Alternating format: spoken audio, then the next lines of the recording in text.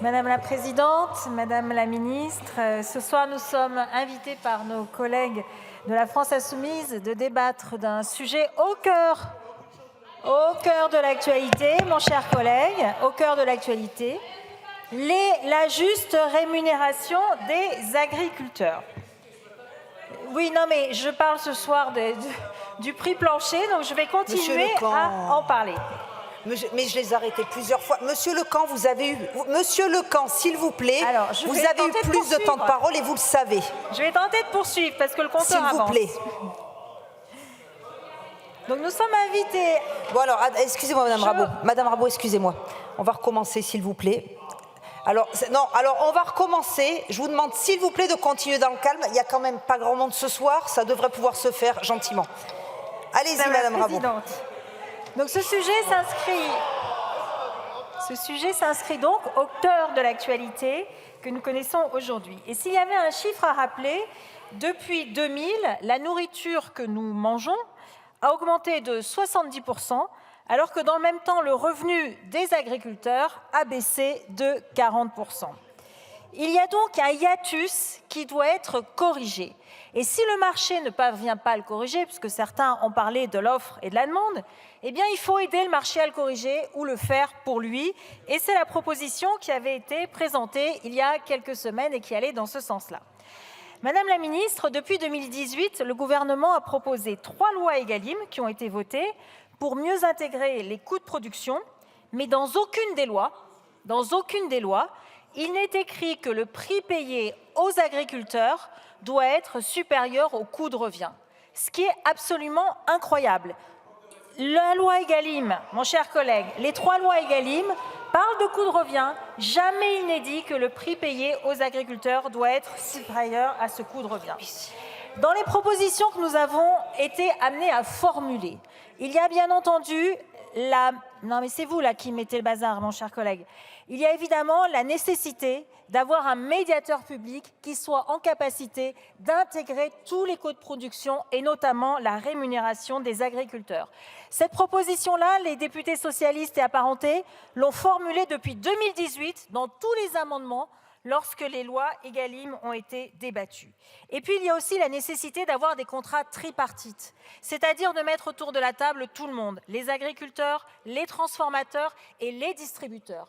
Parce que sinon, les distributeurs et les transformateurs font toujours alliance contre les agriculteurs pour tirer les prix au plus bas.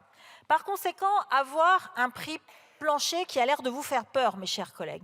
Un prix plancher, c'est une discussion qui vise à faire en sorte que tous les coûts de production soient intégrés, qu'il y ait un médiateur public qui assure ce contrôle et qui permette que au sein de la filière, il puisse y avoir un vrai partage de la valeur ajoutée. Alors, Aurélie Trouvé a abordé tout à l'heure plusieurs reproches qui pouvaient être faits à cette proposition, mais elle y a répondu aussi, vous l'aurez noté. Je voudrais revenir sur deux points qui nécessitent, à mon avis aussi, que nous puissions avoir un regard extrêmement précis là-dessus. Le premier porte sur la PAC, la politique agricole commune. Aujourd'hui, que vous cultiviez 1 hectare de blé dans la Beauce ou dans le Tarn-et-Garonne, vous recevez le même montant de PAC, alors que le rendement est 2 fois supérieur dans la Beauce à ce qu'il est en Tarn-et-Garonne. Il est donc indispensable qu'il y ait une PAC pour les exploitations familiales, les exploitations de taille moyenne, celles qui ne dégagent pas des rendements qui permettent d'absorber les coûts. C'est un point qui n'a jamais été pris en compte dans la réforme de la PAC et sur lequel je pense qu'il est absolument nécessaire que nous puissions avancer. Le deuxième sujet qui est corollaire du prix plancher, c'est la concurrence déloyale à laquelle sont confrontés les agriculteurs. Aujourd'hui, il n'y a aucun secteur de l'économie française qui est autant confronté à une concurrence aussi déloyale que l'agriculture.